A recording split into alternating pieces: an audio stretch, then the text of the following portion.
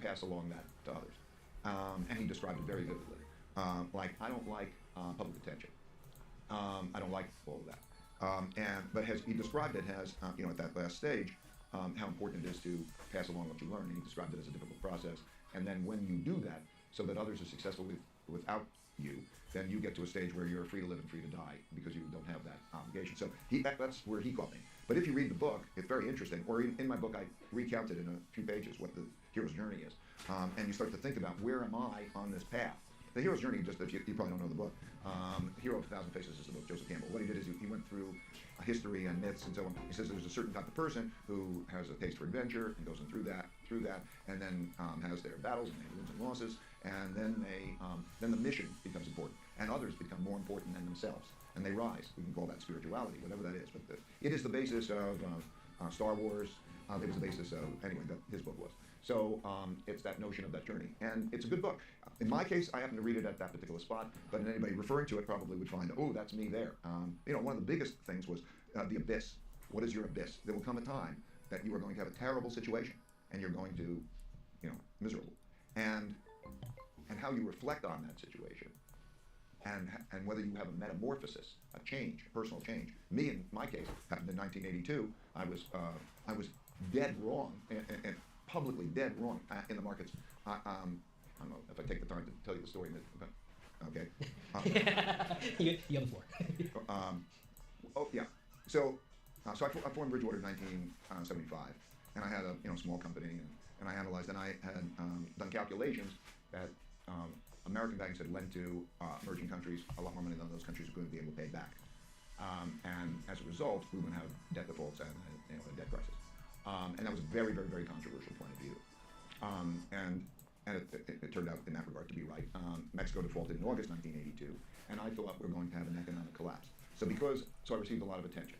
I was asked by Congress to explain the situation. I went on Wall Street Week, which was a show at the time, and I believed that we were going to have this economic collapse. That was the exact bottom of the stock market. Exact bottom of the stock. I could not have been more wrong. 可是你有没有一个能够接着大的，然后插这个 I was 是 so 小 broke 的， that I 那 had to 个 borrow $4,000 from my dad to help take care of my family. 那个 It was 接 a 头， very, very 接 painful, 头 painful USB mistake. 因 But 为 with reflection, I would say it was one of the best things. 有啊，我很多啊。 Because it shifted my mindset from 因为 thinking. 他这两个不是没有这个头的，但是我那个是车的， To 没 balance 有 with my 不 own 能插 adaptation, 这 it changed 个， my approach. I had 他 a 就可以 And so, 插这 and 种的， each person is going to have their 但 own. 是这是 challenge. 小的， 有 What 很 I'm 多 saying is 啊 like in Joseph Campbell, that abyss, he Lord, describes that yes, experience as you're in the abyss. And then do you have the metamorphosis? And that metamorphosis is kind of like a humility and a worry that you might not get it說 right, 這個 and 嘛 how you get the best triangulation. That's motivated the idea of meritocracy, bringing the best independent thinkers to work together. So that's what that's like. So anyway, it's a good book. Excellent. 我这个可以插车上了。 As far as 我 your 不知 father, 道， what 你 are 试试 the 看。 principles that they teach you? 哦，谢谢。你声音好像也变了，感冒 He。worked late at night. He was when I think about him, he was a strong, capable man who I didn't see much of because he was playing a lot at night and he would stay there. But in later years, we got closer. And my mom, loved me to bits. I had, memories, lots of memories of her. So I was very fortunate in that I had a mother who loved me, and a dad who had strong character and creativity. I remember him, in his 80s, he lived at the snow, driving, he'd get on a shovel, and he went through World War II and that kind of thing. So and he was a good man. So I had those role models, and that's what it was like. Excellent. And we talked about this earlier. So many people don't have that benefit. So I had all that wonderful luxury of family, and then I could go to a school, not a public school, but I could get that. A lot of people today don't have that, and I think that's a big issue. Maybe we can transition there because we were talking about the psychological wealth of having a good family, but then there's that economic component, and you've been talking a lot about wealth inequality and populism, and I thought maybe you could talk a little bit more about that here. Okay. Yeah. Look, this is not an ideological. I just want to be clear. I'm just, as I look at this, I look at the practicality of it and so on. And I'm dealing with economics, and there's a mechanics that is, as a result of this, leading to two economies. So they're hidden in the economic numbers, the averages. If you want to go on LinkedIn, I wrote two pieces that you might find interesting on LinkedIn. I divided the top 40% from the bottom 60%, the majority of people, and I looked at what is the economy of the majority of people like. And if you were to look at that economy, it is a terrible economy. It has not grown. It's the only population that has rising death rates from opiates and suicide. The greatest change in incomes. It's a bad economy.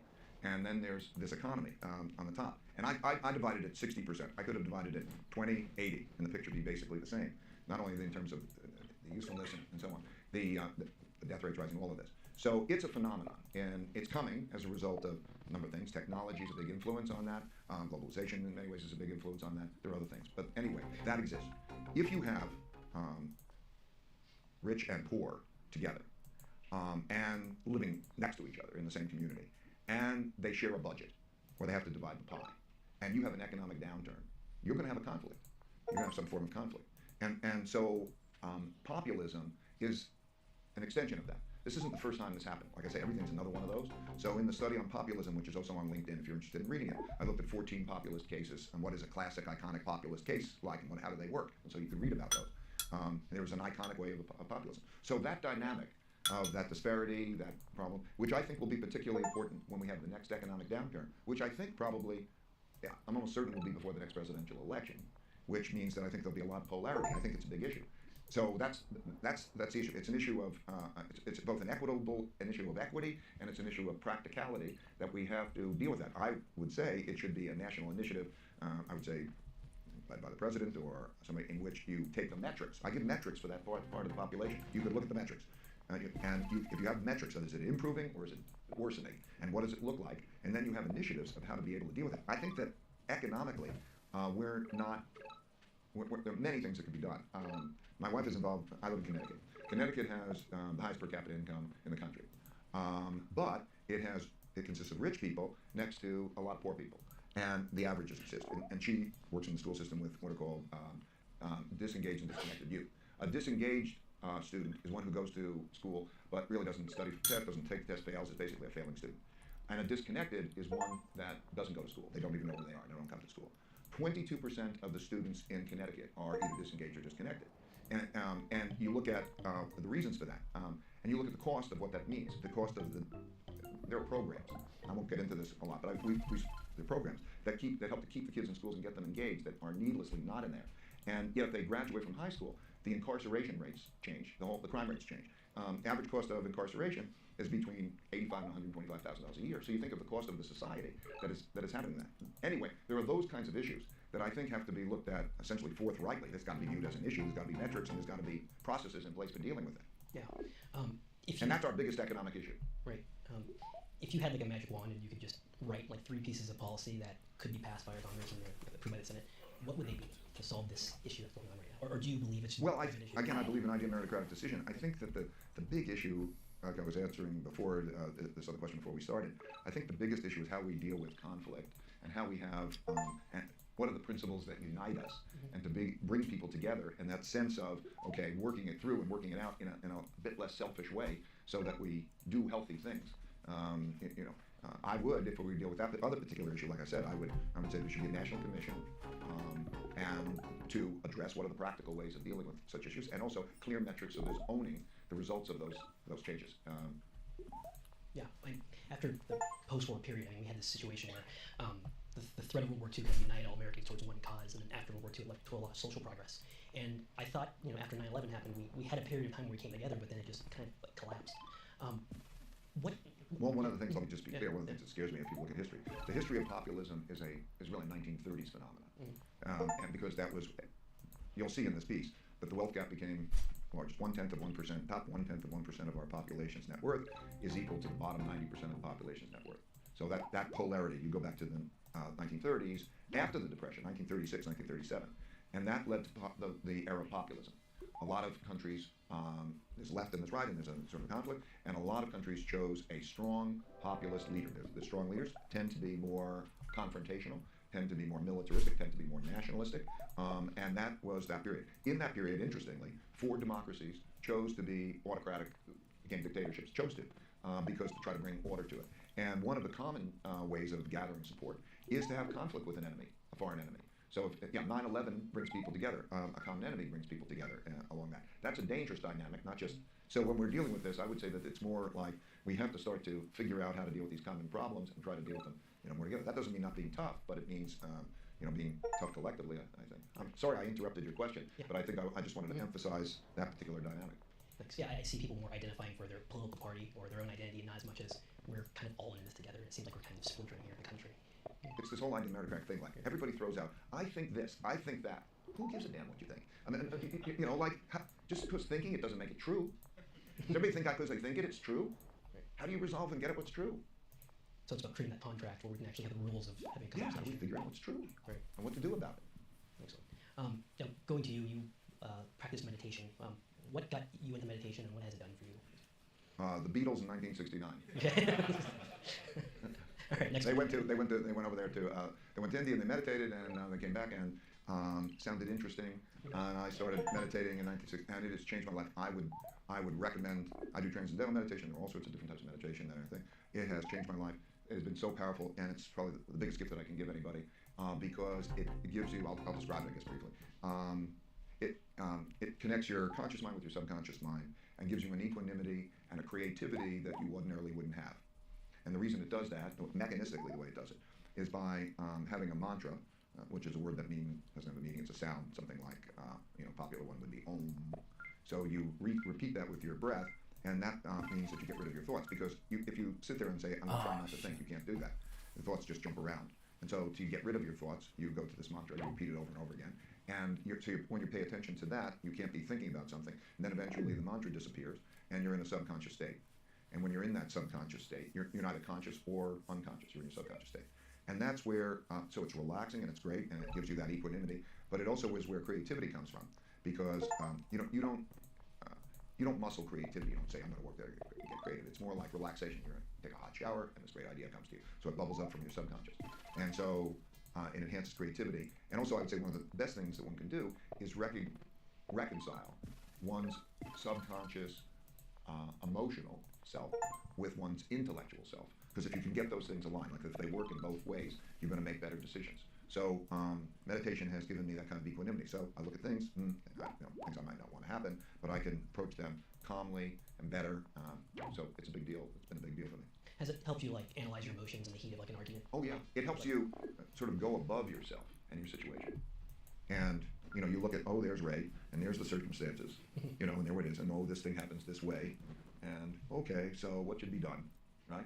Because if you're in it, if you're in that blizzard of things coming at you and you don't distinguish, what type of thing is it, what principle at that higher level, how should I deal with it? You're either going to be in it or you're going to be above it, more at that principle, looking down at it and me and that level. And it's much better to be at this level and then go in it and do. So it helps to bring you to that level. Have you ever found yourself? I found myself in this trap where I'll start meditating and then I'll start feeling much better and good, and I'll say, oh, I don't need meditation anymore, so I'll stop. It's been so long for me that what happens is I feel good when I meditate. I mean, I can feel the difference. I can sort of say, I need to go meditate. It's that refreshing. Right. So it's always good. It always feels good. Yeah, and that's been an advantage too when you're in the investment markets when there's so much noise going around you. Does it allow you to kind of just focus on life, Right. family, circumstances, whatever it is, we all have those things. Now, since the book has come out, what have your thoughts been about the reactions to the book? Did you expect the reactions to go the way they currently are? Well, when in 2010, I started getting unwanted publicity and attention, and so I put out what our internal principles were, and it was downloaded. I was just a PDF file, and it was downloaded 3.5 million times, and I got a lot of thank yous. I just put it out so it'd be understood, and that probably the book. I'm, as I say, have my inclination to be much more of a private person. I put out this book, and I then decided to go on social media to try to explain and interact with that. And I found it to be just wonderful. What I'm finding is that I'm finding it's having a big impact. People are giving me, thanks. They're asking questions about it. It's having my desired impact of passing along what I wanted. And I'm actually really enjoying the interactions on social media because it has a certain personalness, even though it's impersonal. So it's good. I feel good about it. Excellent. Now, the apps you mentioned in the book, when are you planning to release those? I don't know, 6 or 9 months or something like that when they're all ready. Yep. Yeah, I'd like to make them available for everybody. Excellent. So we're going to take audience questions now. So if you have a question, please go ahead and jump on the mic.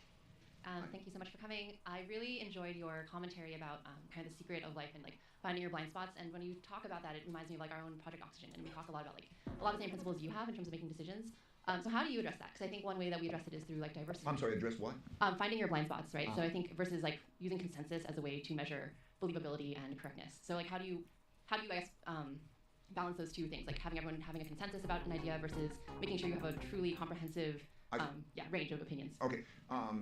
What you want is the smartest people, most demonstrated believable people who will then disagree with each other and disagree with you about what the best path is. You don't confuse consensus as everybody. Don't make the mistake of thinking that a lot of people have valuable opinions when they may not. So you want to try to get to what is the most valuable ones, and you want to try to identify that. So just like if you were going to a medical problem and you think, okay, what should I do about my medical problem? You don't want to ask just your friends. You want to find out who are the most believable people who will disagree with you and each other. So you find I gave the health case in there in the book about, okay, you find this doctor, you find that doctor, and you have them who argue. But one of the greatest ways of going through this type of triangulation is if you get really capable people who will argue with each other. If you have the triangulation about what to do, that'll probably give you a good indication, okay, well, that might be the right thing to do, and you'll learn. And when you don't have triangulation, that's where the interesting learning really becomes. Because if you hear two sides of an argument, and you hear that debate, you're going to, and then ask your own questions and so on, you begin to probe and you get a richer understanding of the subject matter than you ever could have. And then you can come to that level and get that. So I'm not arguing consensus decision making. I'm arguing believability weighted decision making. Believability weighted decision making means finding out in very subjective ways in a particular community who would be more reliable and not, and then go all into the room and have the believability weighted decision making made. That is the most effective approach. So I don't know if I've answered your question. I guess it's hard because subjectivity is, and I think especially in this era of like social pressures, like I actually think there's kind of three views, right? There's our you, and then there's the intellectual you, and then there's kind of the pressures of like who should we be, right? And I guess it's hard when you have something subjective. How do you know that it's something it's well, the first thing you have to do here is say, do you want to find that out? How are you going to create your idea of meritocratic decision making? Will you not compromise it? Because if you are convinced that you must operate this way, you will find the solutions. Okay, you're not probably, almost everybody is not really on that path. You just tell me it's hard. Okay, in the book, I'm giving you structure of literally the things that we're doing. Okay, there's a lot that you can go and just follow that because you said I can't compromise that. But as long as you're going to keep saying, people say it's going to be hard to have idea meritocratic decision making, have thoughtful disagreement, and do these things, believability weighted decision making, you won't have it, and you'll be losing the competitive advantages. So, in your gut, do you really need it? Do you really want it? That's the most important question to answer. Yeah, I think it's good. I think it sounds like you base that value of like wanting that truth, and that's how you kind of come to a comfort of this believability metric is dynamic and rigorous. Find it out, figure it out, and get it. Only goal. Next person. Right, thanks for your book. I listened to it in the audiobook version, and your voice is very familiar now. One of the things about transparency that you talk about, you argue that it's great to have it, and you give just one exception that kind of itched me when I read it or listened to it, which was sharing the compensation information from the employees, and you gave arguments why that wouldn't work, but I could use the arguments for transparency against that, so I was wondering how you approach that. Okay. First of all, like everybody to their own, and there's no, like you can do it one way, lots of questions, you can do it one way, you can do it the other way, and who knows exactly which way to do it, and sometimes I say to myself, if you wrestle about which way to do it so much and you struggle at it, you probably could just flip a coin and decide, because they're probably about equally good. So the question at hand that's being referred is, do I make everybody's individual compensation transparent? And the reason I chose not to do that is because I found that, and instead make very clear metrics and compensation levels by groups of people rather than putting the particular names to that, so that everybody knows if you're doing this well, with that generalization, you know where the comp levels are for others. And the reason I did that is because what I found myself in discussions is an evaluation of how that guy is doing with other people, and that wasn't good. In other words, if all of a sudden you say, Harry's earning this amount, and now I have to describe my relationship and how I'm evaluating Harry, and you're going to now have to be the judge of how I'm evaluating Harry and all that type of stuff, and that's kind of like not what you're going to be able to be good at, and nor should we do that, where I can, just in terms of compensation. So I'm radically transparent. The message that in the conversation I want to have to hear is, do you want to be radically transparent? I want to make sure we don't get into one of those exactly how radically transparent, because I don't really care too much about that. Do it either way is okay, fine. But how are you doing on the general concepts that I'm talking about? Okay, what about the taping? What about the those kinds of idea meritocratic? Those bigger issues, because just like the question before, okay, how do we do it? Okay, the big things we can wrestle around here, and how you choose that individual thing. I'm just describing how I chose it and why. I just wanted to get your perspective on how you see your sort of organizational principles being adopted more widely in more different organizations. In particular, I think you have the relative luxury, I would say, of being the head of your organization, being able to design the organization to operate according to those principles, and effectively say, if you don't like the way our principles work in this organization, you can kind of get lost, right? Most of us are not in that position. I was wondering, do you see these principles being adopted more widely by people starting organizations that operate according to a set of principles from day one, or do you have any advice on how those of us at more of the bottom level of the hierarchy can influence things at a more local work group level? Yeah, very simply, I think that those people who have the ability to control their organizations will consider this way of operating, and as you say, the entrepreneurs, the people who can do that, will make their choices. And I think I know that I'm having an effect on that, and that's helping, but that's good. But people who don't, then will start to think about the choices that they have as to where they work. Right? You can come to some environment that is more idea meritocratic and one that's less idea meritocratic, and you've got a lot of choices. And so for the people who are running organizations, that's also something that's attractive to being able to drive that, attract those people. You have to know what your personal values are. For me, like I could not work in a place in which I didn't have the opportunity to make sense of something. If you know, like those young people that criticize me, that is the way it should be, right? In order to do that. And I could not work there. For me, it would be just like eating shit. I couldn't do it. So it's a personal choice. If you feel that's important, you will then gravitate to organizations that are more idea meritocratic, and evolution will take its course, both because of the entrepreneur and because the individual's doing that. I'm going to take an online question real quick. Measurement is a big theme in your book. How do you approach measuring teams whose work has only second-order effects? For example, product aesthetics, or who prevent bad things from happening so you don't have the counterfactuals? Okay. I want to say that in every one of these types of questions, in which there's a particular dilemma or problem to solve, it starts off with a mind or a group of minds thinking, how do I solve that problem? And doing that in an idea meritocratic way will give you the best answer to solving that problem. And that is the most important thing. So when I'm asked that question, I might give my particular answer to the question, but if I just gave my particular answer to the question, I wouldn't convey the fact that you have the power individually to do that anyway. So we all face that question. How does the group, and when you have a group and you take the second order consequences, and how do you know the decomposition of that?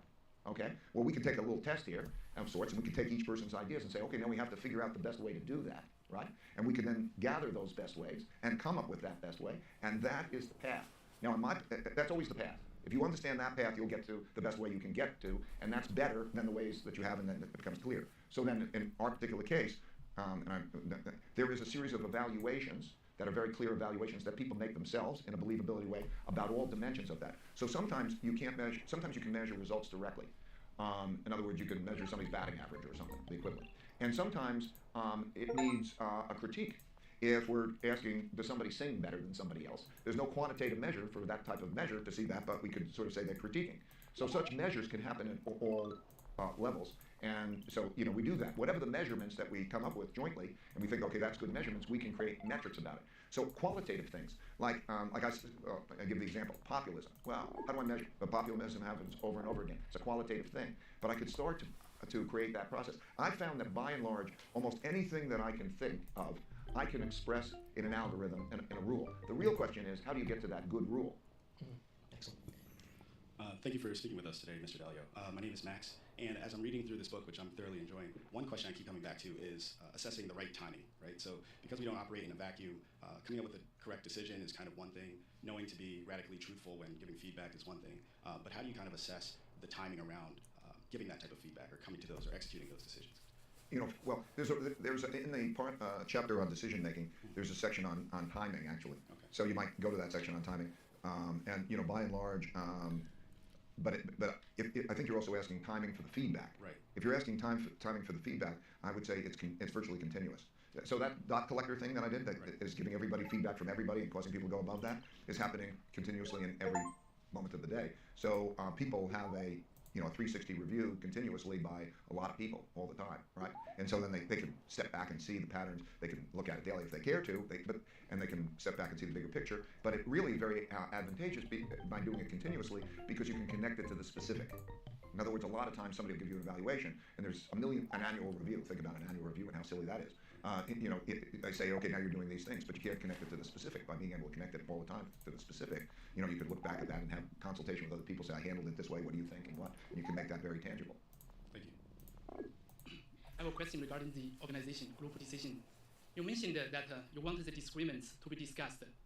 I'm wondering if we spend too much time to persuade each other to encourage the disagreements, this may take some time to reach the consensus in the group and miss the opportunity because we take too much time on the group consensus. Well, in the book, if left right, you're talking about a risk that could exist. It's expressed in the book on how to do that so that it doesn't do that. And there's a whole different way.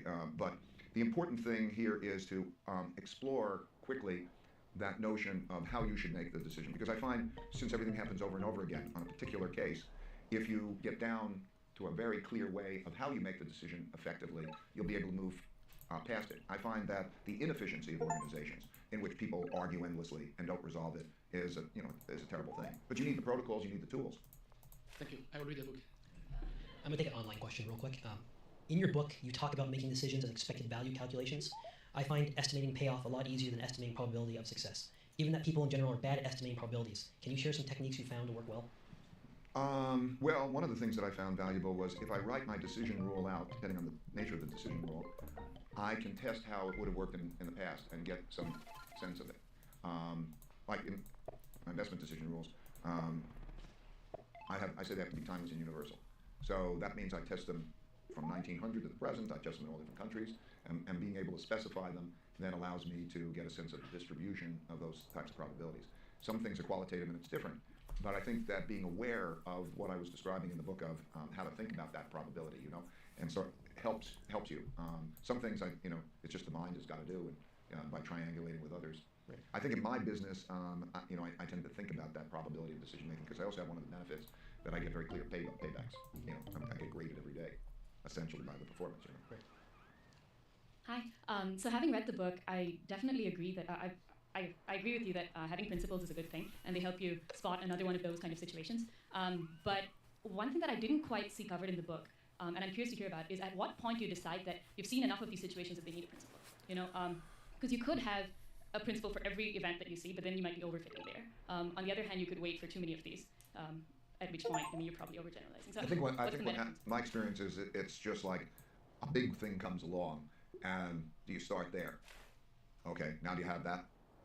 So and then okay, now you're doing it. And now another big thing comes along, and you have one for that. And if you do that, then you'll find out whether you're getting to too small stuff. But you probably won't have a problem with the too small stuff because you'll be struggling with the big stuff. So I don't have any principles in the book actually, but anyway, 200. And the reason was because I needed each one. What you find is when you encounter something again, then you start to, is it a sub-principle, is it another principle, to get them organized. But just the way I did it was, I wrote them first by on paper, but then I started dropping them in the BlackBerry when I was thinking, and I would take that bits and pieces and I would collect them. Just your thoughts. So just start collecting them. Make sure you deal with the big ones, and you don't have to deal with everything. It's the size of your head. Thank you. I think the process of decision making and conflict resolution that you're talking about makes a lot of sense, but I'm wondering if a precondition for it is that the group agrees on the general goal, even if not how to do it. And so that works well in Bridgewater here at Google, but in the public policy arena, I'm not sure how that works because people represent different interest groups and they fundamentally have a different objective. Do you see any modifications that's required for that case? I think in all relationships, the beginning is defining how you're going to be with each other. Make clear rules. So Bridgewater's rules are different than Google's rules, which are different from the government's rules. Then within any organization, there are subgroups that can decide how we're going to behave with each other in a way that doesn't conflict with that. So I would suspect that, I don't know, if I was president of the United States, I would have an idea meritocratic way that might be different than Donald Trump has, it might be different than somebody else has. So you within your group can decide, okay, do we want to be meritocratic? Can we talk about these things in this way? Do we want to be transparent? I'll make those types of decisions. Mr. Thanks for sharing. My question pertains to the DOT system that you mentioned, right? So you seem to have calculated the believable score for a person, right, over time collecting information to help you with decision-making process. Has there been your DOT system been proven wrong where you calculate, say, someone's believable score to be very low, when over time it's been shown actually this person is very believable in this? Has that been shown? Well, I think the way I think of it more like the way that you're sort of semi-describing it. If over time it's shown to be wrong, quote wrong, that must mean that you've evolved to the point where you believe that that verdict is reliable. So that the evolutionary system must have taken you to that spot. The way I look at it is with sample size and with a lot of consensus or processes of coming up with those algorithms, you have an evolutionary process, more data, more process to get at the definition of what is true, and then it's that mechanism that's always constantly evaluated. So that there are statistical ways of measuring for a group as a whole how accurate it is. You might have something that might be something as simple as I would have a test. Like I could test how you know math. And that could be an objective measure. In some areas, you can't have that objectivity on some notion of creativity. Much like you'll have different measures. So the point that I'm saying is that you're constantly never good enough, and you're constantly evolving toward better. And that is the best way by comparison to other ways which don't do that.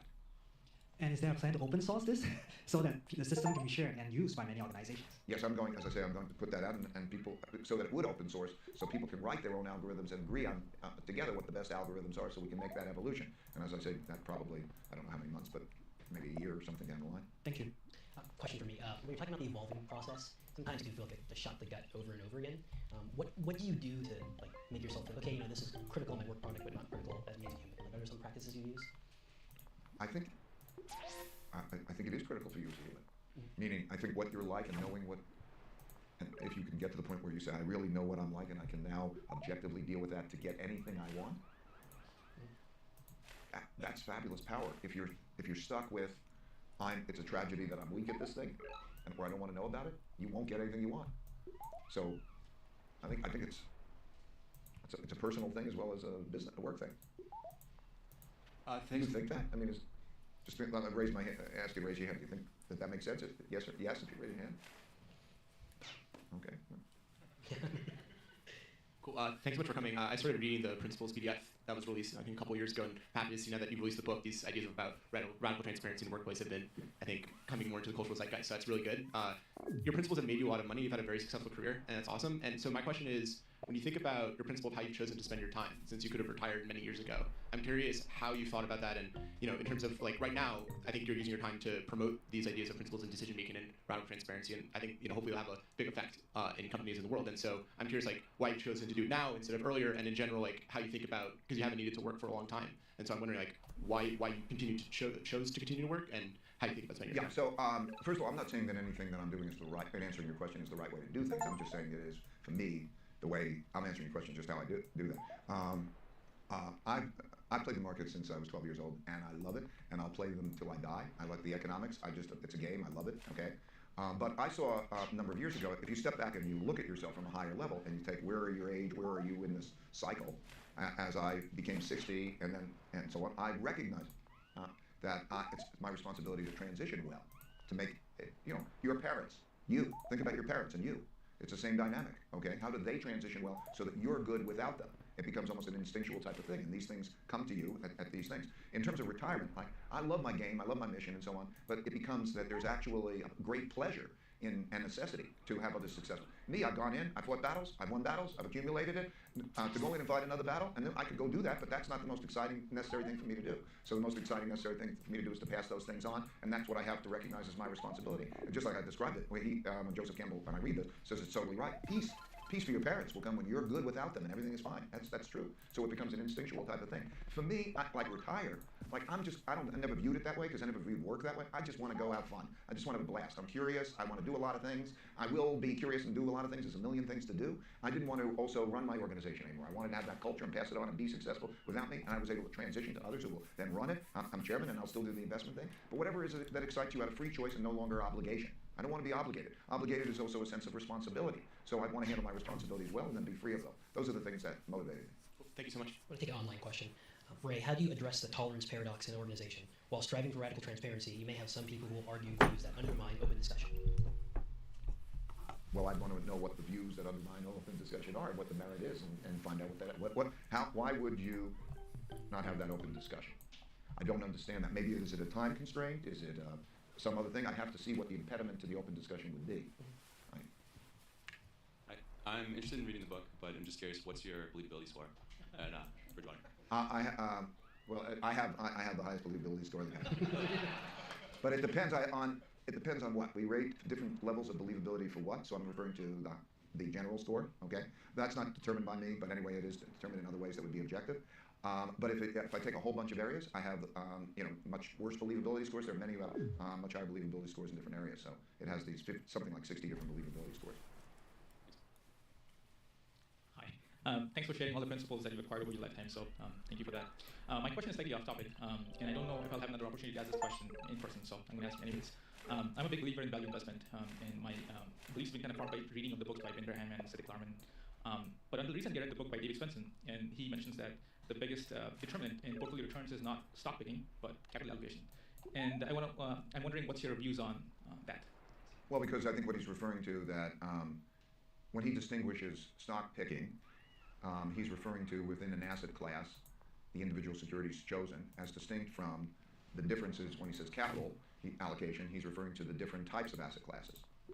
I presume that that's what he's referring to in that way, and that's correct. In other words, the average stock is 60% correlated with the average other stock.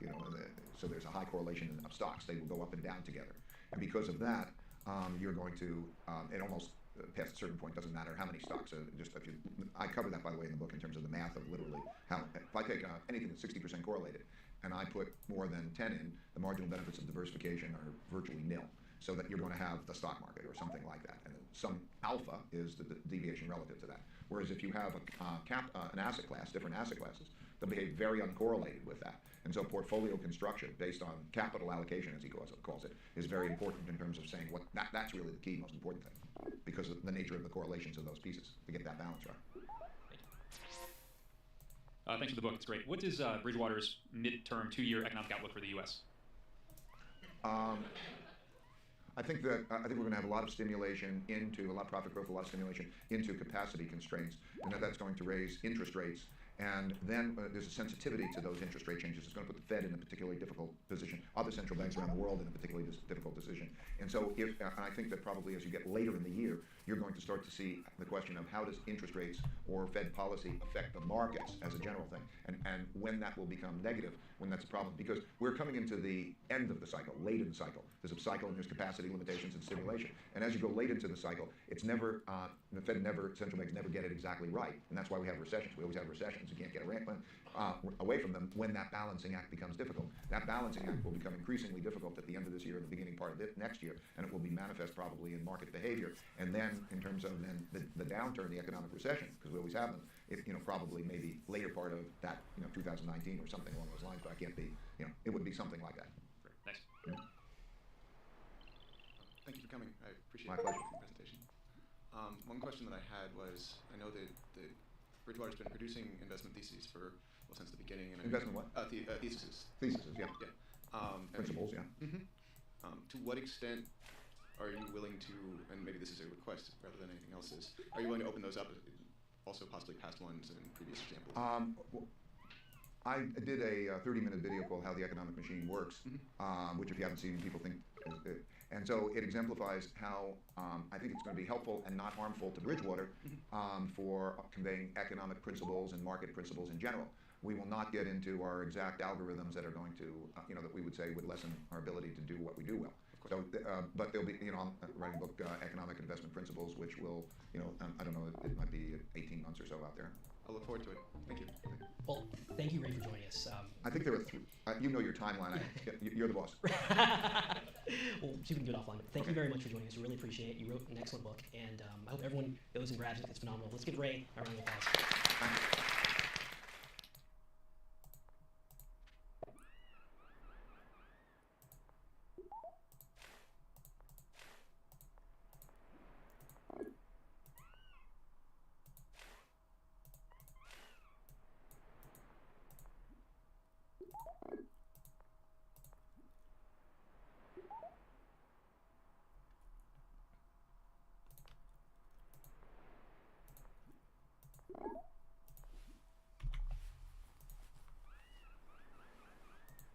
I think first and foremost, it's weight loss. So it's very satisfying to go into a state of ketosis because you do see the scale change pretty dramatically, and that's due in part to some fluid loss associated with a reduction of fluid volume. It does have a diuretic effect. Ketosis does, ketogenic diets and obviously fasting, and also a natriuretic effect where you dump out some sodium. Your blood volume will contract a little bit. So if you have high blood pressure, that will likely go down. So if you're on blood pressure medication, you have to think about that. But first and foremost, it's an effective way to get your body to lower the hormone insulin if you have insulin resistance and shift your metabolism to burning fats. And as we burn more and more fat, that stimulates the production of ketones.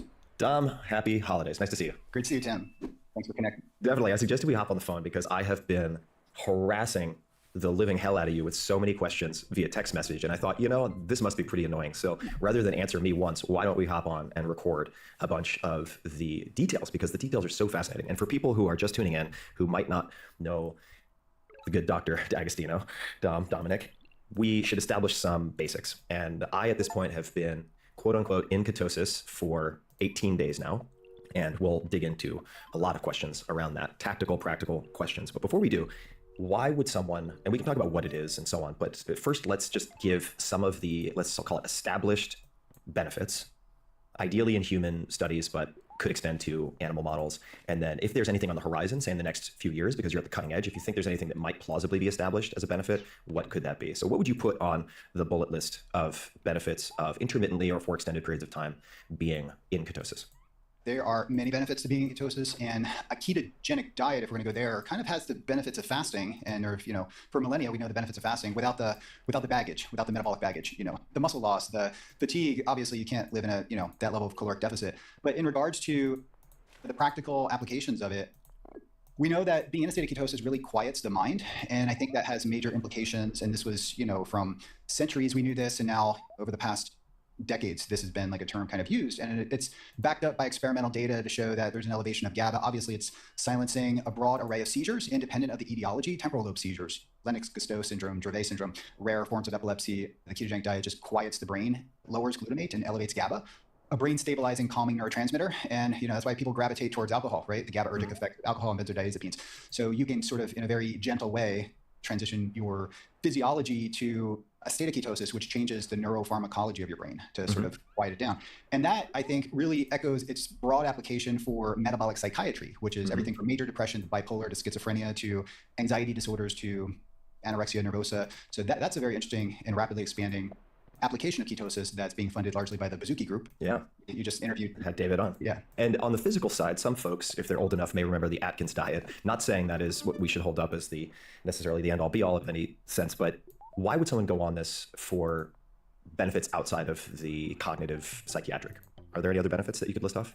I think first and foremost, it's weight loss. So it's very satisfying to go into a state of ketosis because you do see the scale change pretty dramatically, and that's due in part to some fluid loss associated with a reduction of fluid volume. It does have a diuretic effect. Ketosis does, ketogenic diets and obviously fasting, and also a natriuretic effect where you dump out some sodium. Your plasma volume, your blood volume will contract a little bit. So if you have high blood pressure, that will likely go down. So if you're on blood pressure medication, you have to think about that. But first and foremost, it's an effective way to get your body to lower the hormone insulin if you have insulin resistance and shift your metabolism to burning fats. And as we burn more and more fat, that stimulates the production of ketones, ketogenesis. And ketones have a broad array of applications, metabolic, signaling, epigenetic, that have real world applications. And that's why the whole field of exogenous ketones has developed. And there's 160 or more registered clinical trials on exogenous ketones on clinicaltrials.gov. And I could go into each of the applications individually if we want to go there. Well, as we talked about before recording, and I have to act as a bit of a referee for my audience because I know you can go as deep as we want down the rabbit hole into the 17th dimension of biochemistry. So if you get possessed by the organic chemistry demons and start speaking in tongues, I'll rein you in a little bit. However, let me perhaps provide a personal example first for folks, because some of this will be familiar to people who've listened for a long time, maybe to other episodes of the two of us, but a lot of it's going to be new. But I want to establish some priors just so people are aware of what this might look like in practice. So I have experimented with the ketogenic diet, also extended fasting. You can arrive at some similar places, but like you said, there can be some pretty heavy taxes to pay with extended fasting. The ketogenic diet I've experimented with all the way back to the 90s. Some of you weren't even born probably who are listening, but some of you will remember the 90s. And I was using it specifically for mood stabilizing. This was towards the end of college, but also to lean out while building muscle on something called the cyclical ketogenic diet. Yeah. So we're going to get to that later in the conversation, but it was effectively, let's call it 6 days of focusing on a ketogenic diet with 1 day or a half to 3/4 of a day of glycogen depletion, and then loading with more carbohydrates, lower fat, etc. The reason that the ketogenic diet became doubly interesting to me is that when I had Lyme disease the second time, which came with all sorts of co-infections like babesiosis and so on, and this isn't chronic fatigue or depression searching for a diagnosis that is external. I feel like sometimes the cottage industry of diagnosing and treating people for quote unquote Lyme disease can be shady at best. But in this case, I'm coming from Long Island. Everybody in my family has had tick-borne disease and was credibly diagnosed. So the second time I had Lyme, I got to a point because I did not see the bullseye rash, assumed I did not have it, which is a mistake because sometimes you don't see the dermatological response and you nonetheless have contracted something like Lyme disease. I ended up weeks later slurring my speech. Took me minutes to get out of bed because my joints hurt so much, forgetting friends' names. And my assistant said, Tim, you really need to see someone. This isn't fatigue. I've seen you sick. I've seen you tired. This is something else. And suffice to say, that turned into several months, even post-antibiotic treatment, which I do think is important, of, we could call it pseudo-dementia. I mean, I really felt like I was operating at 10% cognitive capacity. And basically at my wit's end, I said, well, what can I control? Because a lot has not done the job. And I went into strict ketosis. What does that mean? That means that I'm consuming moderate protein, probably getting at least 50% of my calories from fat, and keeping my carbohydrates to less than 20 grams a day, probably at that point. And within 3 or 4 days, I'd probably say around day 3 or 4, because I wasn't very fat adapted at the time. My body wasn't well trained to use fat because I wasn't doing intermittent fasting, which we'll come back to. And within 3 or 4 days, effectively, all of my cognitive symptoms disappeared. And I stayed in that state through nutritional ketosis for a few weeks, had complete remission of any of the cognitive symptoms plus the joint pain symptoms, and those never came back. And I recommended that, and this is not a randomized controlled trial, but over the years, due to various factors, we've had ticks growing in population, also expanding to the coasts and on the West Coast, that is, and elsewhere. I had 3 friends replicate this with ketosis after suffering various symptoms from tick-borne disease. And we were texting, maybe even talking about this, but I never had a great explanation for why it worked. I said, I don't know the exact mechanism. Maybe I have faulty glucose metabolism that was somehow, maybe something was impaired by the ticks, and therefore I'm giving my brain this alternate fuel that it really likes, ketones, but it didn't explain necessarily the durability of the changes, right? In brief, do you have a theory or an explanation for why that would work? Yeah, I'm glad you brought that up, because quickly dozens, if not hundreds of people with tick-borne diseases, including Lyme disease and all the tick-borne diseases, have communicated with me. And one of the patients is actually Deanna Tadone, who was diagnosed with ALS prior to 2010 and has basically been stabilized, given 3 years to live. So I realized that it's underdiagnosed. The tests to do that are kind of controversial, with the CDC testing, the 2-tier testing, and IGeneX. So I know I'm going off track a little bit here, but I think it's important to say that the spirochete, Borrelia, that spirochete is essentially 100% glycolytic. Mm-hmm. And when you limit glucose availability and glycolysis, you are targeting the energy systems of that microbe. So that's one thing to think about. And it's well established now. It wasn't 3 years ago, but a ketogenic diet, in particular, beta hydroxybutyrate elevated in the blood, stimulates the adaptive immune response. And that's essentially your body's ability to target foreign invaders and neutralize them. And that has become a rapidly growing area of interest. University of Pennsylvania, they're doing CAR T therapy and checkpoint inhibitors because of the ketogenic enhancement of the adaptive immune response. So, and I think that plays a role. And situationally, I have observed that you go into ketosis if you have an inflammatory process, and Lyme disease is inflammatory, but people who have shingles and herpes simplex and things like that, I have an inbox full of people that do that. And I would like to experimentally go down that direction to understand why. But I think there's 2 reasons. You're targeting the energy systems and you're augmenting the immune response to keep the spirochete in a dormant stage, or maybe eradicating it in some context. It's really incredible on a whole lot of levels, and I'm just lucky that I had the prior experience with the ketogenic diet to even have it occur to me as a last-ditch effort.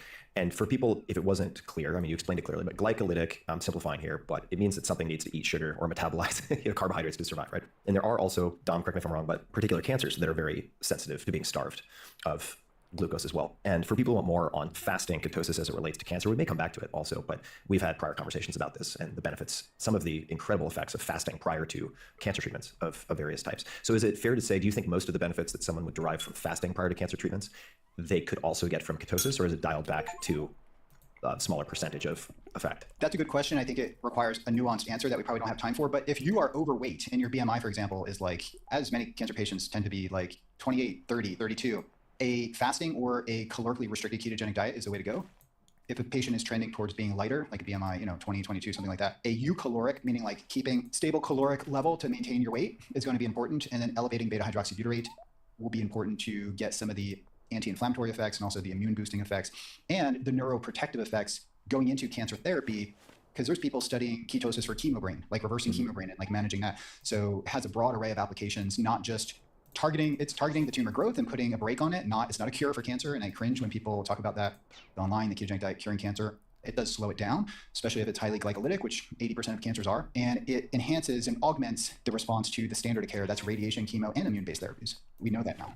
All right, so why have I been in ketosis for 18 days and why am I doing it a few times a year? Well, part of how I implement this does hinge and will continue to hinge on some of the answers in this conversation from Tom, because this is very self-interested. But what I have found is that for mood stabilization, and you mentioned metabolic psychiatry, and you made the introduction, I believe, Chris Palmer out of Harvard on the podcast to discuss this, but there's certain conditions, whether it's depression, but even more squirrely when you're dealing with something like schizophrenia, for instance, or different types of bipolar, people who've been on dozens of medications who go into, let's call it remission, or they are no longer meet the criteria, right, for the diagnosis of some of these things after being treated on a ketogenic diet of one type or another. It is astonishing. And so for my own mental health, I've noticed complete stabilization and without subduing the highs, right? I've never had mania necessarily. I'm not talking about that, but I'm not muted. I feel just calm, stable, sharp.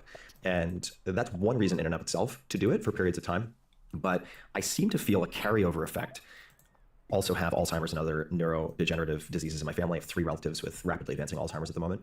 So maybe we could talk also to how these things might intersect. But my feeling is possibly, and I'd love your input here, if I follow a ketogenic diet for a number of weeks or maybe a month and a half or something like that, I'd love to know the timing you might recommend. Let's say I do that 2 or 3 times a year, that there could be enduring effects that have protective carryover, right? And I also find it much easier now that I started doing intermittent. I've been intermittent fasting pretty much every day for the last 6 months, which means I'm eating between typically 2 p.m. and like 8 or 9 p.m.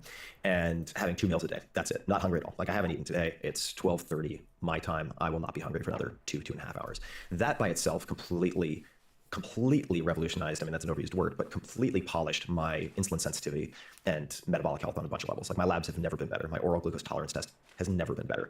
And one question I have for you, which is just for Tim, but will apply to other people, is there an argument to be made, and maybe I'm totally off base, but that if you follow a ketogenic diet and make it work for a multi-week period of time, that you're changing your metabolic machinery or just your body in some way that has carryover effects even after you stop the diet? Or is that me just doing some hand-wavy fancy footwork as a muggle? I don't know if there's a there, but what are your thoughts? I would say absolutely. I think the science is still working to clarify that and make it less ambiguous, the benefits that we are deriving from that. But that is kind of like one of the pitches for the fasting mimicking diet by Dr. Walter Longo, who was one of our keynote speakers at Metabolic Health Summit. And he's presented some really compelling research on that opened my eyes to that 5 days of fasting can have, I think he presented time, even 3 months of effects on sort of cardiometabolic biomarkers. In his case, this would be the fast mimicking diet. So a few hundred calories a day. Yeah, like 600, using his protocol of various foods, kind of gravitating towards more of a plant-based, lower protein strategy. And I think that it's promoting metabolic flexibility and ramping up fatty acid oxidation enzymes. And much like muscle memory, I think there's a metabolic memory. The more you stay in ketosis,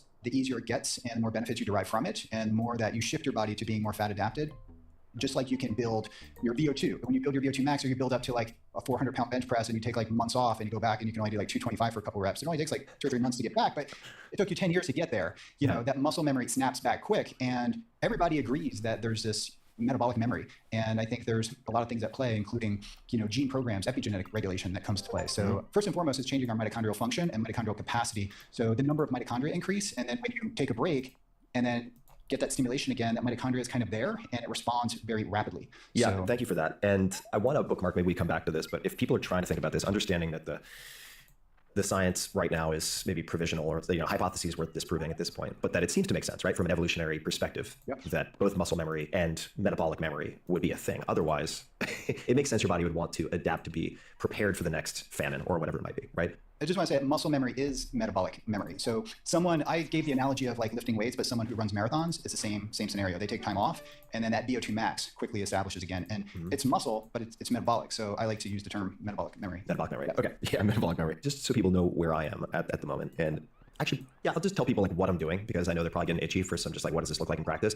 And then I want to talk a bit about how ketosis or the ketogenic diet may or may not be helpful for maybe not treating, maybe treating. I've certainly seen some interesting effects in some of my relatives when I give them exogenous ketones, where suddenly their sentences are 3 or 4 times longer 30 minutes later, which is wild to see. But in terms of prevention or staving off the onset of some of these diseases, I'd love to hear your perspective. But let me tell people what I've been doing for the last few months, and especially in the last 18 days. So for the last, whatever it is, I think I mentioned 6 months, I've been doing intermittent fasting. And that was after hearing conversation between Dr. Rhonda Patrick, who I'm a big fan of, and Mark Mattson, M-A-T-T-S-O-N, who's done a lot of research related to intermittent fasting. And the key piece for me, because you see all these different types of intermittent fasting, all these different ways to do time-restricted feeding, and I am going to paraphrase here, so Mark, I apologize if I'm getting this wrong or oversimplifying, but in effect, it's important that you fast. This means no calories. Well, we can talk about pure fat, but let's just assume you're not consuming any calories for 16 hours because you want to deplete your liver of glycogen. And once you deplete your liver of glycogen, your body experiences this metabolic switching. And I've certainly felt this just doing intermittent fasting, where my meals contain carbohydrates later, that around the end of that fasting period, boom, something switches and my mind is sharper, right? And then when I got to the point of going into the ketogenic diet this time, and also a few months ago, because I was doing the intermittent fasting, and it took me about a week and a half for my body to get comfortable with that, at which point it was no problem, but I was a little pissy, a little irritable for a little while, a little foggy. And then when I went into the ketogenic diet this time, it was the easiest transition I've ever had. I did not have any fogginess. I did not have low energy. I did not have what some people might call the kind of keto flu adaptive period, which it seems to be pretty remediated or addressed with electrolytes for a lot of people, but it was incredibly easy, just straight into the ketogenic diet with no problem, because I was already doing the intermittent fasting. And then for 18 days, I've been having 2 meals a day, And you've recommended a few that sound, frankly, pretty disgusting, but that are actually really easy, like 2 cans of canned mackerel with about 2 tablespoons, 30 milliliters of MCT oil plus apple cider vinegar with some salt and pepper. It's actually delicious. I just love mackerel. Oh, there it is. Yeah, you've got your apple cider vinegar right there. Cheap stuff you can get on Amazon. So yeah, for people who might think, oh wow, this is what for fancy people who can do all sorts of expensive things in their diet. We're talking about like, how much does that meal cost? $3? $1 a can for that chicken of the sea, and literally you get almost a pound of mackerel. And this is like third-party tested, very low chub mackerel, the little mackerel. Yep. So $1.50 for almost a pound of mackerel that you can get that for. Like you can't, and the omega-3s are off the charts. The heavy metals are low. You know, I consume pounds of this stuff, and I've gotten my blood and my hair heavy metals tested, and it's like super low, like non-detectable. So I wouldn't worry about that. People have questions about cost and heavy metals, and that's a non-issue, you know, for me. And maybe you could mention, I'll put links in the show notes as well, but since we're on the topic, any brands that you default to that you like, and that chub mackerel piece for folks, that detail is important because they're a mackerel of many different sizes. Yeah, king mackerel is kind of high. This is chicken of the sea. So if you want to do the budget, you buy it by the case, the more you buy, and then Amazon subscription, and then it goes on sale. You can actually get it for like less than $1 a can. And I do the same with chicken of the sea, jack mackerel, just chub mackerel or jack mackerel. So they're both small fish. And I kind of like the King Oscar brand too. Yep. It's a little bit more pricey, and Seasons brand is pretty good too. But I mean, it's like as cheap as dog food. I mean, we buy some pretty fancy freeze-dried. We don't buy the kibble stuff, but when you run the numbers, it's very inexpensive. We buy cases of eggs for like 120 per, you know, if you do like eggs, fish, beef, and also turkey, you can get turkeys for under $1 a pound, the whole turkey. And just for people who are like, oh my God, I can't believe you guys are eating mackerel mixed with oil and vinegar in a dog bowl. That's not all you can eat. Like there's more that you can eat. You can have like chicken with cheese on it. You can have vegetables. There's certain things you have to watch out for so you're not whacking yourself out of ketosis. But in my particular case, I don't mind. And the fact of the matter is, when I wrote The 4 Hour Body, people were like, oh my God, you want us to repeat the same meals over and over again? I'm like, what did you have for breakfast the last 5 days? And they ate the same damn thing. You're just swapping out default meals. So my first meal is something typically pretty small, like the mackerel I explained. And then I have a big meal. I might have some more protein in between, but it's like yesterday I had lamb chops that were delicious with some vegetables made in an air fryer, no problem, right? And later on I might have like a ribeye chopped up on a big, gigantic salad with some other stuff added to it, but that's about it. You have to be careful with the macadamia nuts. Those things will creep up on you. But that is in effect the diet, right? And I'm doing my training, I'm doing my rehab, I'm doing my zone 2. I do find I'm a little, let's say, lower performance when I'm in ketosis. But what I wanted to talk about is maybe a false negative that I've experienced, and I'll explain what that is. So how do you know if you're, and I keep putting this in quotation marks, like quote unquote in ketosis, right? Because most people are, or maybe all people, are producing some level of ketones. So there are different concentrations, right, that you can measure with a finger prick, just like you would look at glucose. And at least with the finger prick, I think that's measuring what you mentioned earlier as being so beneficial in a lot of studies, the beta hydroxybutyrate, BHB. Mm-hmm. I also have, because I wanted to run this tracking, a G7 Dexcom continuous glucose monitor on one arm, and then a SciBio, apologies, I'm not pronouncing that correctly, continuous ketone monitor on the other arm. And I'm wearing an Oura ring when I sleep to see how all of this affects my sleep architecture and everything else. So I'm gathering all of this, but then I noticed something really weird, which I've texted you about because I keep feeling like I'm failing at keto. I feel great, I feel sharp, and yet when I look at not just the continuous glucose monitor, but even with the finger prick, because you do have to often calibrate these things, right? Don't assume that your continuous monitors are accurate. You want to calibrate them.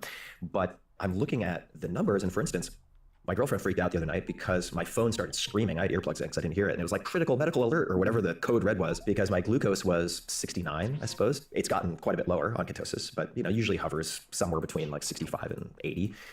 And my ketones were 0.2 millimolars. Now, when we've talked in prior conversations about what kind of target you might aim for, it seems like between 1.2 and 2 millimolars is anxiolytic, right? Lowers anxiety. And then you're looking for this ratio. You could talk about this, but the GKI, there's a ratio of glucose to ketones. And I look at those numbers and I'm like, this makes no sense to me because I'm not getting enough glucose to function well. And if I'm basing it off of the Keto Mojo finger prick, even the Precision Extra from Abbott, or my continuous keto monitor, I'm not getting any ketones either if you're taking it at face value. So how am I functioning? How would you answer that? Because I don't think I'd be the only person who feels like they're doing something wrong if they run into this. But how would you interpret this? I would definitely say you're running lean. And I think what you've done, and your OGT test is really good. I think you had messaged that. And the OGT for folks is just that oral glucose tolerance test where you drink a bunch of dextrose water and then they take your blood every 30 minutes for 2 hours to see how you're responding to it. Yeah, the biggest metabolic lever would be you have enhanced insulin sensitivity. And I think that has been the focus. For example, Ben Bickman wrote a book on this and doing hundreds of podcasts on insulin resistance, reversing insulin resistance, and low carb ketogenic, being effective for that. So that, first and foremost, your insulin sensitivity is very high, your fat oxidation is really high, and your glucose disposal is high. And if you're in a caloric deficit, your ketone uptake is very high. We see this quite convincingly, in older rats where we gavage, where we tube feed the rats and they're older, the ketones get to toxic levels, whereas like a younger, metabolically fit rodent will dispose of it very quickly. Same with a couch potato human, same with an elite level athlete. So you have very rapid. So when you measure ketones in the blood, that's a function of ketone production and ketone utilization. And you could have 2 to 5 times higher ketone utilization, with high metabolic fitness. And that's due in part to ketolytic enzymes. You upregulate the MCT transporters. That could be in rodents, 2 or 3 times higher. I haven't done that personally, and we have some data in humans we haven't published yet. But that is a real thing, and I think that you're experiencing. Also, if you're in a caloric deficit, there's less spillover. I just bought like an antique motorcycle, and it's got a carburetor, and the float sticks a little bit, and it always drips out the carburetor when I'm running it, and when I stop, and it's like kind of pouring out the carburetor. So there's spillover of fuel, right? So, but when I'm running it, it's running lean because I'm using the fuel that's kind of going to the carburetor. And kind of the same analogy here is that, for example, it might be good to just sit in one spot and relax and maybe eat a little bit of surplus calories or even eat a little bit of carbs. And what you'll see often is like your ketones spike up. Yeah. So I remember some of my highest ketone levels ever is when I consumed carbohydrates after I was fasting or in a state of keto. It like jumped up to 5, 6, 7. I was like, what is going on here? But the glucose in that context is ketone sparing, but the glucose will also shut off ketogenesis. So it'll tank, afterwards. So it sounds like then, because of probably the intermittent fasting in large part, I would think, if my insulin sensitivity is high enough, that can be paired with higher ketone utilization. So if on the assembly line of my body, right, they're producing 10 units of ketones, if I didn't have good ketone utilization, and it was my first rodeo with ketosis, let's just say, or a ketogenic diet, the finger prick might pick up all 10 of those units. I'm simplifying here, right? But if I have high ketone utilization and my body's quickly using 8 of those, especially in a caloric deficit, then it's only measuring 2, and I'm getting the false negative that I'm not actually producing ketones in the first place. Is that a fair, very, very simplified description? And you're not measuring tissue levels of ketones, which we've done too, even in the brain, and that can shoot up like really high. Also, and I've done this with Peter Attia too, we were measuring blood and then breath. And it seems like when we were in a caloric deficit fasting, our ketones were like really low in the blood. Low is like 1 to 2, but we're like really deep into fasting, whereas our breath ketones were maxing out the meters. Sure. We kind of concluded that after a lot of testing that the breath ketones were almost a better indicator of ketosis, more accurate, I guess you could say, in a caloric deficit. Because when you're in a caloric deficit, you just have very high ketone disposal, uptake into the tissues. It looks like a breathalyzer, right? So is that measuring, what is it, acetoacetate? No, I'm just trying to repeat words that I've heard once or twice, but it's not BHB. Acetone. Acetone. Yeah. God damn it.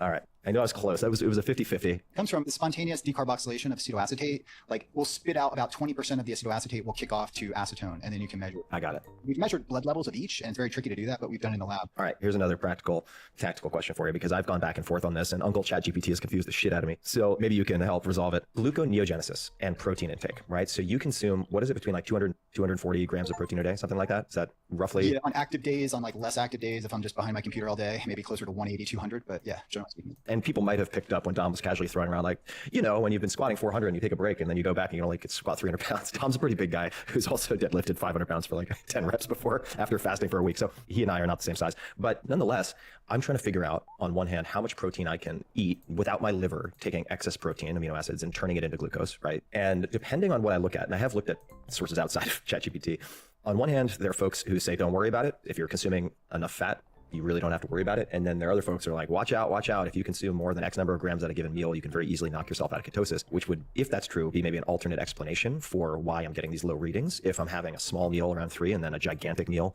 later on, how should I and how should listeners think about this? If you were to consume protein in the form of liquid, for example, like whey or something like that, then the rapid entry of amino acids into your bloodstream from your small intestine will shut off ketosis. So fat and fiber and salt, because your pyloric sphincter will basically be pretty tight until you're talking dirty, Dom. Pyloric sphincter is where your stomach connects to your small intestine. If you have a very fatty, salty, high fiber meal, that entryway, we call that the sphincter, it's the pyloric sphincter, will remain shut until like the contents of your stomach become isotonic, which means that your body has to kind of give up water and it's got to churn it and break it down. So you could delay gastric absorption simply with fat, fiber, and salt is pretty good too. You could do ketone salts or just salt electrolytes. So that will delay the entry of amino acids or protein into the small intestine and thus amino acids into the bloodstream. And that's the major regulator of ketosis, having an impact on insulin and also having an impact on gluconeogenesis to that rate of entry. And if you can slow that down, you see nothing on the CGM and your ketosis levels can basically stay. You could further augment that by using MCT oil with the protein and the fiber. And so if you have long chain fat from like a fatty steak and MCT oil and then fiber, and that could be insoluble fiber, is pretty good to soluble and insoluble, that can slow the entry of amino acids and essentially buffer the gluconeogenic response. So let's say I was stuck in San Francisco late. I'm just taking a rare trip over here, which is a pretty exciting time to be here with all of the mania with AI going on. Yeah. Everyone's kind of drunk on the Kool-Aid, but that's a separate story. I got trapped downtown because didn't want to deal with traffic and blah, blah, blah, blah, blah. So I ended up having a huge bunless double cheeseburger, a gigantic. This thing, I did not expect it to be as big as it was, right? And so I go online to try to figure out what the protein content of this thing might be. And it's like 80 grams of protein, but plenty of fat, certainly, tons of fat, salty AF, plenty of salt, not a lot of fiber. We'll give that one a pass. Should I be worried about something like that knocking me out of ketosis?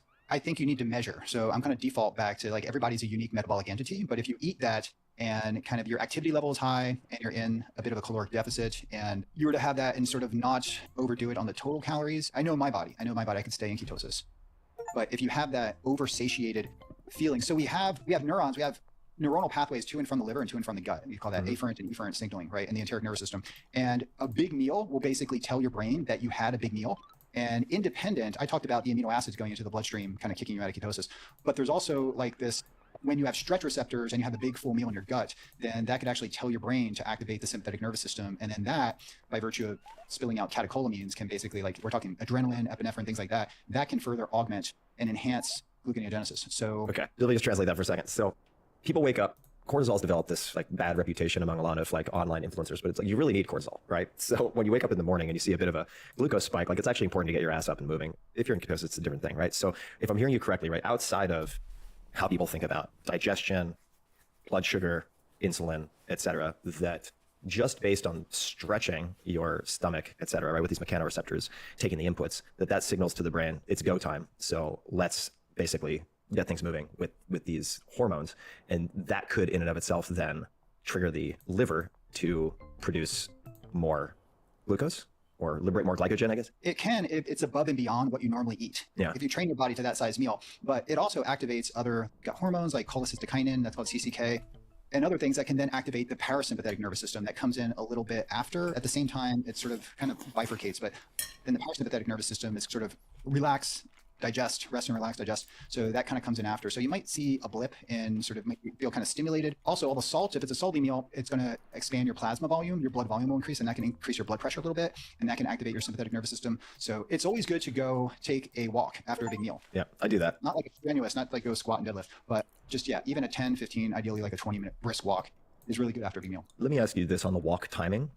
So when I have a big meal, and I will say I think I have trained my body to have big meals, what the exact response is, I can only give you subjectively what I feel, and I can give you what the monitors show. But I typically feel pretty good. However, if I have a big meal, whether this is in ketosis or otherwise, I don't see the biggest spike until something like, depends on the meal, right? But 60 to 90 minutes later, that's when I see the spike. So should I do the walk at 60 to 90 minutes, or should I do the walk right after the meal? When should I actually time the walk? So you eat a meal, you go walk, and then you see the rise 60 to 90 minutes after, or is that independent of the walk? Independent of the walk. Okay, so you're not walking, but you see the rise 60 to 90 minutes later. Yeah. So I'm saying that you might not see that rise 60 or 90 minutes later. If you did it right after the meal? Yeah, just because a little bit goes a long way. So just like walking, actually doing like some stretching and walking too, it activates the glucose 4, the GLUT4 transporters. Yep. That's insulin independent, so less insulin is dumped, greater glucose uptake. And you're also using sort of the sympathetic nervous system mobilization of glucose through gluconeogenesis during that walk. So it then attenuates the buffering of ketogenesis. A very short walk can go a long way. Okay, cool. Yeah, is it GLUT4 or GLUT4? How do you pronounce that? I don't know. How do people say that? I say GLUT. I say GLUT4. All right, GLUT4. People say GLUT. Yeah, for the OGs in the audience, go back and look for GLUT4 in the 4-Hour Body. It's in there. So the other measurement question I want to ask you about, which is, these continuous glucose and ketone monitors are not designed for someone like me, right? They're developed, presumably, I don't know about the ketone monitor, but in the case of glucose, to help people with serious conditions not end up in very serious situations. So when I am looking at my ketone levels, right, like right now, I feel very sharp. I had some Keto Start, you know this well, exogenous ketone salt-based product not too long ago. It's in hot water with a little bit of MCT oil. This was, I guess, an hour and a half ago, but I'm at 0.4 millimolars. And I guess what I'm saying is whether I have a huge meal or I'm fasting, as I am right now, my range is basically 0.1 to 0.4, 95% of the time.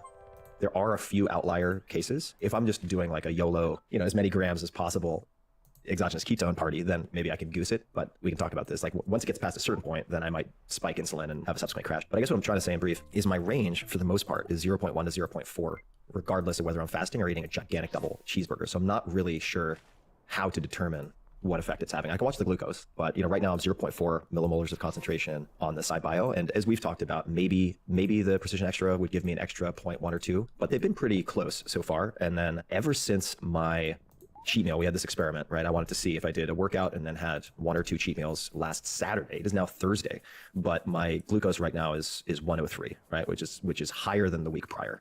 But it goes around, it moves around. Last night it was probably 70 something. Do you have any suggestions for how to read the tea leaves, or is it mostly just subjective feel? I mean, still thinking about the size of the meal. I guess what I'm saying is if my device is telling me, as it is right now, right, 0.4, fat not burning. You're almost not burning fat at the moment, not in ketone. Like it's very chastising. So if I'm to believe this by the letter of the law on the screen, I'm failing at ketosis. Any thoughts on how to kind of read the tea leaves here? I would kind of ignore that. I think that's sort of an app in the process of being sort of developed, the fat simulator. Yeah. So you would need like whole body metabolomics to really answer that question if you're in fat burning, or do metabolic cart and look at respiratory quotient or whatever. But subjectively, if you feel good, we have seen like in athletes, especially more advanced athletes, that, and we do a very strict keto macros and everything, that basically with a bunch of athletes, 0.8 is about as high as we get. And that's the average across. Sometimes you get guys like 2.5, 2.6, like every day. And the same guy with the same, essentially metabolic phenotype will be running 0.4, 0.3. He could potentially just have greater ketone utilization. So I think it would be important to measure your blood. So a continuous ketone monitor measures interstitial ketones. That can be different. The SciBio, I think it's a great device. It's very versatile. I can kind of, jump in and out of salt water. The thing stays on me. It's almost like more reliable than a CGM. But I did notice, and I probably use about 50 of these devices, that the first week is pretty accurate, and then it tapers off, the sensitivity. And this is a known limitation of the technology, is that essentially the enzyme-based sensor system tends to just and you could get around that conceivably just by having the ability in the app to calibrate it. So if you were to measure it and the continuous ketone monitor is measuring 1.0, but your blood ketones is 2.0, that you should be able to calibrate it like you can with a Dexcom. So they acknowledged that at the company, and they said, yes, we realized that would fix the problem, but that's not a feature of the app yet. They do have in events, they have blood ketone on the bottom right. I don't know if it actually calibrates it. It may just record the blood ketone at this point. It does not have the ability to calibrate it, to my knowledge. I inputted one measurement on the Keto Mojo, and it didn't seem to change it, right? The number stayed the same. No. So I think it's just logging it. Because you can do that with a glucometer. Well, you can do it with Dexcom, but not Abbott. Yeah, okay. So that's a problem with the Abbott Freestyle too, and that's the feedback I gave them, because I put these devices on, it's reading me like 130, but I measure, I'm like 80. It's literally like 50, because if you are lean and it's stuck in your muscle instead of your adipose tissue, the glucose levels are going to be higher, especially like when you work out and stuff. So I've noticed this, and that's why the Dexcom is very nice, because I can calibrate it too.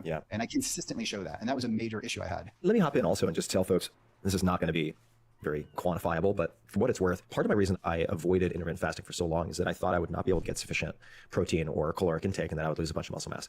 I was dead wrong about that. I was very, very wrong. If anything, it seems to have enhanced my ability to put on muscle kind of per calorie or per gram of protein ingested. And so I admit I was totally wrong about that. Furthermore, on this ketogenic diet, where I've historically found it pretty hard to put on muscle, or I shouldn't say keep muscle, because I'm only doing it for a few weeks, but I have been astonished by having one small meal. Like I'll have some oxtail soup after this with some veggies and obviously oxtail. It's a whole separate story. And then I'll go out and have another meal probably in like 3 or 4 hours, which will be a much bigger meal. And just with that, and I am watching some of the grams of protein intake and so on, but I have not, looking in the mirror and looking at the weights that I'm putting up in the gym, I don't feel like I've lost any muscle, and I feel like I have leaned out. Some of that's losing fluid, but I've been really impressed with how little, relative to what I used to do in college, like taking weight gainers and all this garbage, like how little it actually takes to at least maintain muscle mass. But I do have a question for you, which I've never really been able to answer to my satisfaction, and it kind of relates to rabbit starvation. For people who don't know what that is, you could probably give a better description. But if you've ever watched the show Alone is probably the only reality TV show that I love to watch. Seasons 6 and 7 in particular are outstanding for folks. But what you will notice is that if people are trying to survive in the wilderness to outlast everyone else, that's what the show is. You get to pick a handful of items, you get dropped off, you don't get to choose where you're dropped, and then you just need to survive for as long as possible. Sometimes it's 100 days, sometimes it's last man or woman standing. If somebody is only eating lean protein like rabbits, they will waste away. They will not last. They will have to get yanked out for medical reasons. And that might seem strange to people. My question, though, is on a ketogenic diet specifically, can you just consume leaner protein and then rely on body fat for the fat? And some people are like, yeah, everybody knows it doesn't work. But I really want to understand why that's the case, right? Because I understand dietary fat sort of dampens insulin response, or at least that's my understanding. Maybe there's a rate limiting step in how much body fat you can break down and use, right? And who knows if that's mediated by the kidneys or who the hell, liver, I don't know, right? I guess it would probably be liver. But I'd love to hear your take on it, right? Because certainly in the past, I and lots of people reading the 4-Hour Body have been able to lose more body fat than they're told they are capable of losing, as measured through DEXA scans and other things. Can you do a like moderate fat or low fat protein based keto diet if your goal in part is to lose body fat, or does that backfire? Yeah, just not indefinitely. So when I did the ketogenic diet for a year, I was cruising about 300 to 320 grams of fat, sometimes 350 grams of fat per day. And then just experimenting, I would throw in 2 days per week of protein veggies with about 50 to 100 grams of fat. And in those days of dropping to 300 plus grams of fat to 50 to 100 grams of fat, after 2 days, like I swore, like I lost like a 2% body fat, like and I would just transition back. So I would just periodically throw in protein veggie days. I would cruise on keto and then periodically titrate in the protein veggie days to assist body composition alterations. If I kept that going, I could get pretty dramatic, like almost scary lean to where it happened very fast. It's almost keto trains your fat metabolism. And then if you just start titrating in, it's just pulling fat out. And I think my body really liked throwing in the veggies with the fiber, seemed to help with gut health. And I would do that twice a week. And it's pretty dramatic. Why not do it 7 days a week? What happens when you try to do it for more? If the idea is to stay in ketosis, it was really hard for me to stay in ketosis if I do protein veggies. Like after 2 days, I would kind of be out, but my metabolism would be cranking. Mechanistically, why is that the case? Why doesn't your body just break down more body fat? Well, it's taking body fat exogenously and endogenously. And I think the more fat going to the liver, and the more fat that's in circulation, it gets sort of shuttled to the liver. And then that's sort of stimulating beta oxidation in the liver. You just have a greater fat pool. But actually, I think the day that I would do protein veggie days and then the day I would jump back into ketosis, I would see this big ramp up in ketones like that day. Whereas if I did like a cheat day and just ate a lot of carbohydrates, it took me like 2 or 3 days to get back into ketosis. But if I just did like protein and veggies and cruise back into ketosis, then I would rapidly get back into ketosis and just give my body a break from the fat. But I think just that short amount of time really stimulates mobilization of fat from your body because your body's used to getting it exogenously and then you're pulling more fat off. But yeah, I think on the protein veggie days, I'm getting higher amounts of calories from protein. So that has a bit of an anti-ketogenic effect. Yep. And then shifting back into ketosis on that third day, I always had probably the best ketone numbers for the week. I don't want to beat this dead horse too long, but I'd love to just hear you riff on this a little bit more because I guess in my mind, I'm thinking, well, on your protein veggie only days, if you're getting not enough protein to satisfy all of your resting metabolic rate, right? Like you're hypocaloric, but you're getting enough protein to not lose muscle. Why wouldn't the body just break down the fat that it needs to continue producing ketones, right? So I'm trying to avoid the gluconeogenesis problem where you're having like 200 grams at a meal with no fat to offset it. But if you're having smaller amounts that are slowly digested, but it's just enough to keep you from losing muscle mass, maybe you're doing some weight training to help with that, or whatever, then I guess what I'm trying to figure out is why the dietary fat is so important. Because I think of the body, right? It's like each pound of stored body fat is what? 3,600. All right, so 3,600 calories.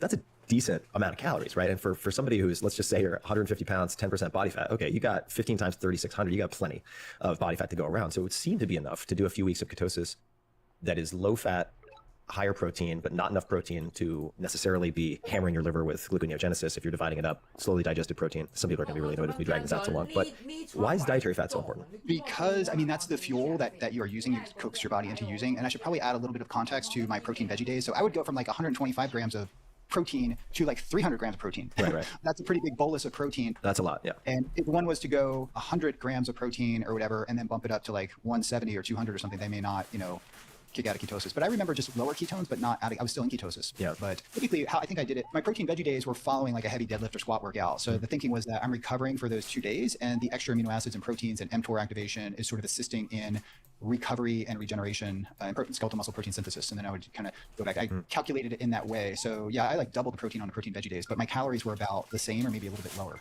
Yeah, I need, SciBio, if you're listening, please allow me to calibrate this with a finger prick because I need a little more range. I need a little more range than 0.01 to 0.04 for me to be able to read this type of thing effectively, right? Because technically, if I'm reading this as it is, like I'm never in ketosis. I shouldn't say never, that's not true. But in any case, it would be nice to be able to calibrate. Let's come back to something I promised that I would ask about, which is neurodegenerative disease, Alzheimer's, etc. Could the ketogenic diet benefit people with these conditions? And just as important, certainly for me personally, is it plausible there's a mechanism by which the ketogenic diet, regularly done, could help delay the onset of any of these diseases? Or am I just Pollyanna hoping for a pie in the sky? I think that's a question we don't have an unambiguous answer to, but I think all the science points into the direction that if you improve upon and optimize your cardiometabolic, I like to say cardio-immunometabolic biomarkers instead of cardiometabolic biomarkers, because if you can lower, for example, your insulin and keep that between 2 to 6, and if you lower your hsCRP below 0.6, and then optimize your hemoglobin A1C, your glucose, and I think also, and I've talked about this with Rhonda Patrick and other people too, that if you measure your omega-3 fatty acids and look at your omega-3 to 6 ratio, I think that's going to be a biomarker that's probably going to end up in standard blood work because it's so compelling, the data behind it. And you also measure your B12 too. I think that's important. People coming into the Alzheimer's Center that can present as flat-out Alzheimer's disease, and then you correct their B12. A B12 deficiency will cause brain atrophy. So, and that could be reversed with B12. So the things that, if you're following ketone metabolic therapy, it's impacting the things that we know are driving age-related chronic diseases. And then, obviously one of them is Alzheimer's. So the level of inflammation, hsCRP now is probably more atherogenic than LDL. Like there are probably people selling statins that don't want to hear that, but we know that the data is emerging on that now. So lower insulin, lower inflammation. And that's an inflammatory marker, right? The C-reactive protein. What does the HS stand for? Or what is that? High sensitivity C-reactive protein. High sensitivity. So it measures in that lower range. And I used to trend to like 2 to 3, like my early CRP, hsCRP when I was like on a high carb. I only had it measured twice when I was on a high carb diet. But, since I've been keto, it's either non-detectable or like 0.2. Or when I did extreme environment research on myself, then I could bump it up a little bit. And when I had a bacterial or viral gastroenteritis, it shot through the roof because it activated your immune system. But generally that HSCRP is a big driver. I used to laugh at it and be like, it's this non-sensitive thing, but now like all the data is pointing to the direction that we need to add that to that. And your omega-3 status, your B12, make sure you don't have any deficiencies because that could lead to sort of rapid progression to Alzheimer's disease, your magnesium levels, but also just in general, like exercise. Yeah. The biggest metabolic lever, and your body weight, body composition, get DEXA scans. I know it might be good for you to do a DEXA scan with your keto experiments too. So Yep. I was doing once a year, but now I end up doing like 3 or 4 times a year because I do these mini experiments to see how acutely some of the things are impacting my body composition because I just get antsy for like an answer to that. It's a long-winded explanation to just basically say that your metabolic health is tightly linked to your brain health and can dramatically delay the onset of Alzheimer's disease. Not that you're going to get it or reverse it altogether before something else gets you in the end. The metabolic health piece